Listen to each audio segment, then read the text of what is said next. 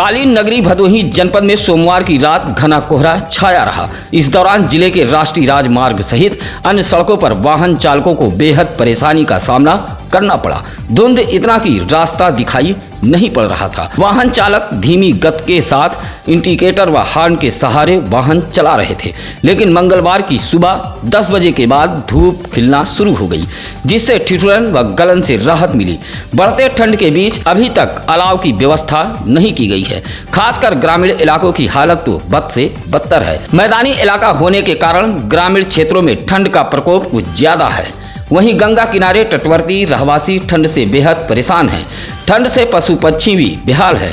भदोही जिले में अलाव सहित कंबल का वितरण नाकाफी साबित हो रहा है।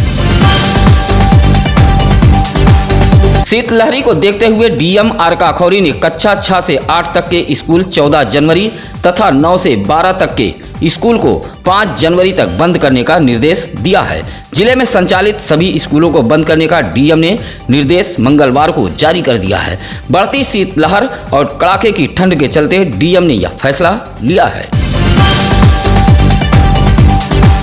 वाराणसी में ट्रक चालक की हत्या कर ट्रक सहित 1 करोड़ की काजू लूटकर भदोही की तरफ भागे आरोपियों को पुलिस ने चौरी के कंधिया रेलवे फाटक के समीप से गिरफ्तार करते हुए भदोही जनपद पुलिस ने मामले का खुलासा कर दिया है।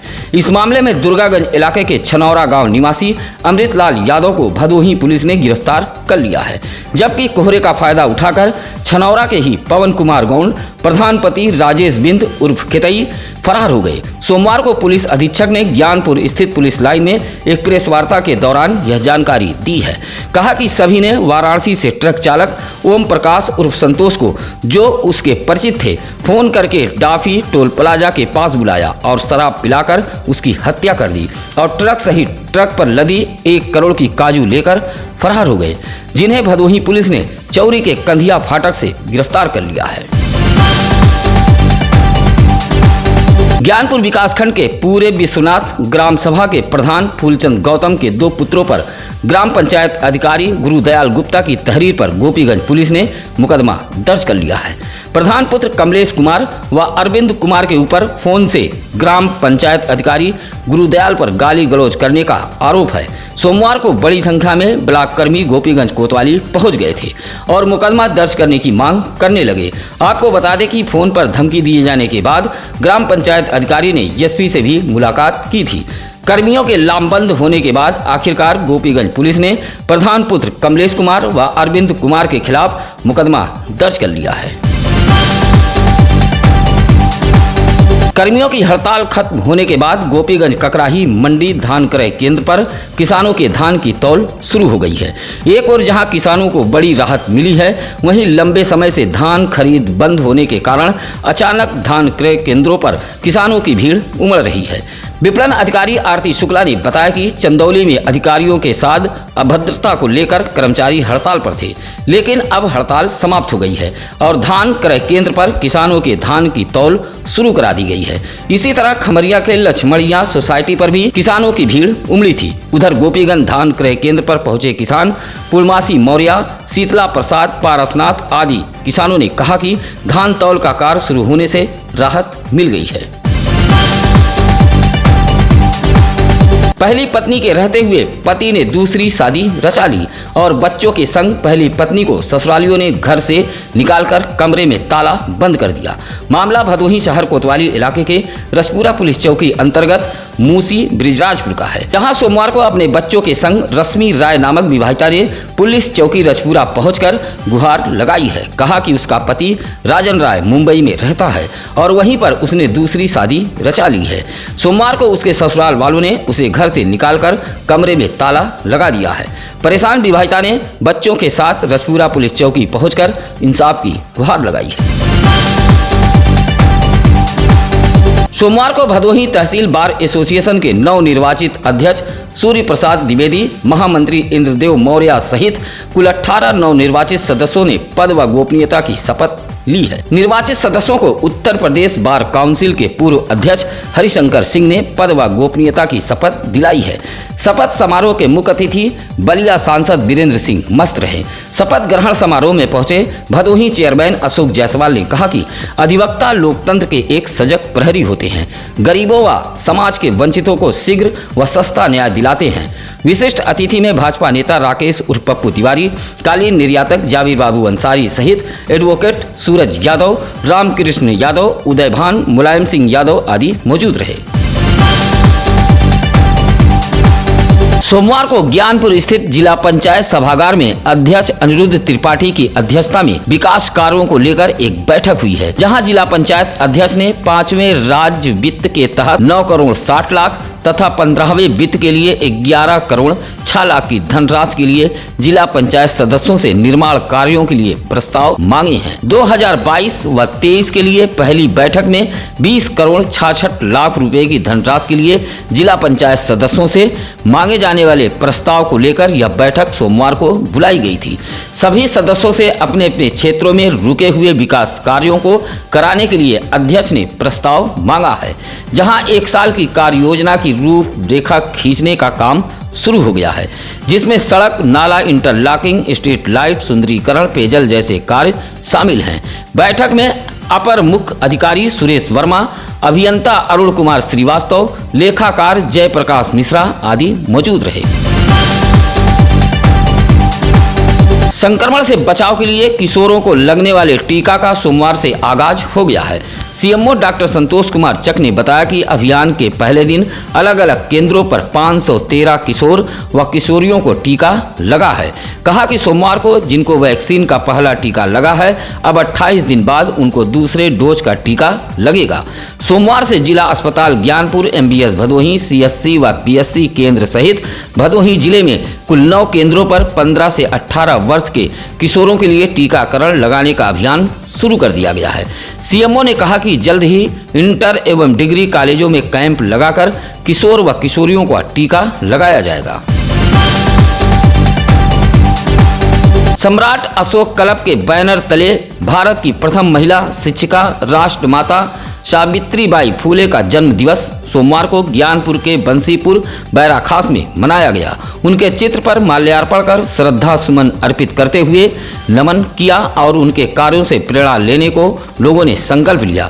मुख्य अतिथि के रूप में पहुंची कानरा महाविद्यालय की प्रवक्ता डॉक्टर अंजू वर्मा ने कार्यक्रम में शामिल महिलाओं से कहा कि महिलाएं आज उच्च पदों पर आसीन हो रही हैं।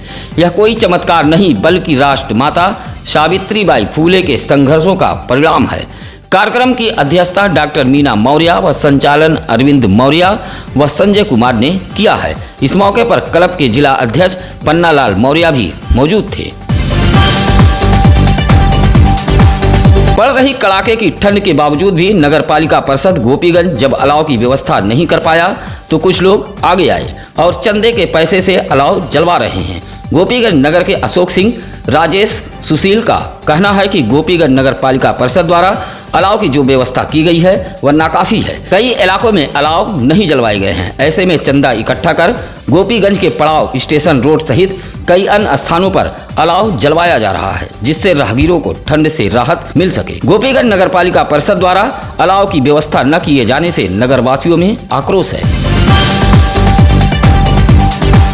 सुरियामा इलाके के फत्तूपुर खेवखर से पहुंचे फरियादियों ने भूमधरी जमीन पर इलाके के ही कुछ लोगों द्वारा जबरन कब्जा किए जाने के विरोध में इंसाफ न मिलने तक धरने पर बैठ गए हैं। इस संबंध में विनोद कुमार नामक व्यक्ति ने जिलाधिकारी को एक पत्र देते हुए कहा कि उसके पिता छत्रधारी की मौत हो गई है। उनकी एक भूमि मौजा खेवखर में मौजूद है, जिस पर कुछ लोग जबरन कब्जा कर रहे हैं। कई बार शिकायत की गई लेकिन इंसाफ नहीं मिला। परेशान फरियादी विनोद कुमार अपने परिजनों के संग डीएम कार्यालय पहुंचकर यह कहते हुए धरने पर बैठ गया कि जब तक उसे इंसाफ नहीं मिलेगा तब तक वह परिवार के साथ धरने पर बैठा रहेगा। बारिश के मौसम में गरीबों का आशियाना जमींदोज हो गया, जिससे सभी आवास विहीन हो गए।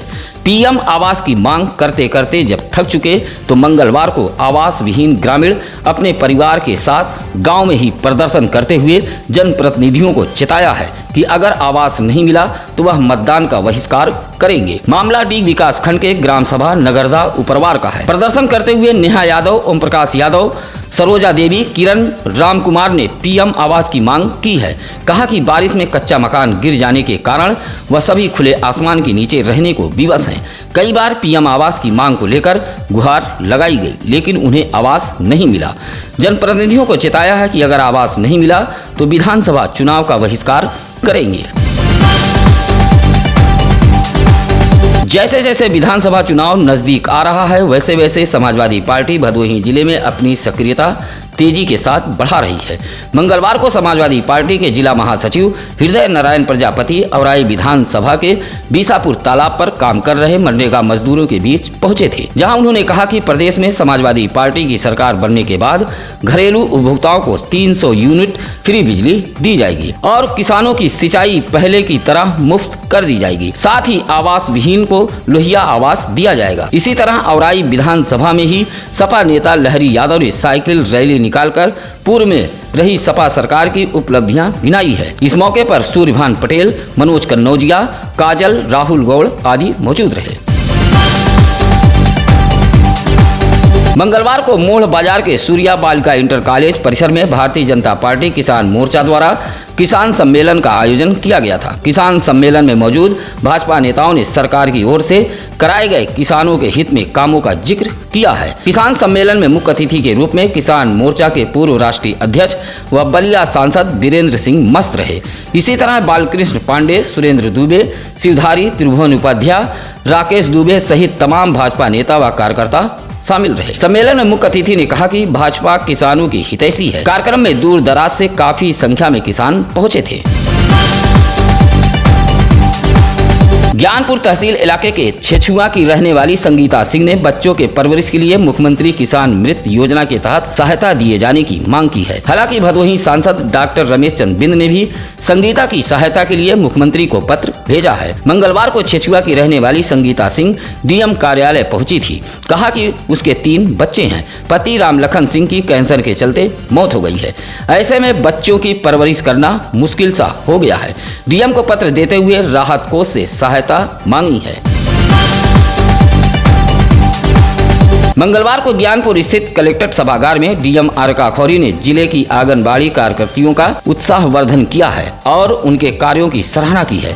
मंगलवार को ही उत्तर प्रदेश के मुख्यमंत्री योगी आदित्यनाथ लखनऊ में आंगनबाड़ी कार्यकर्ती व सहायिकाओं के सम्मेलन को संबोधित कर रहे थे, जहां 754 आंगनबाड़ी केंद्रों का लोकार्पण व शिलान्यास किया गया है, जिसका सीधा प्रसारण भदोही कलेक्ट्रेट सभागार में भी देखा गया। इस दौरान जिला पंचायत अध्यक्ष अनिरुद्ध त्रिपाठी, भदोही विधायक रविन्द्रनाथ त्रिपाठी सहित सीडीओ भानु प्रताप सिंह भी मौजूद रहे। इस दौरान डीएम ने आंगनबाड़ी कार्यकर्तियों के कार्यों की जमकर सराहना की।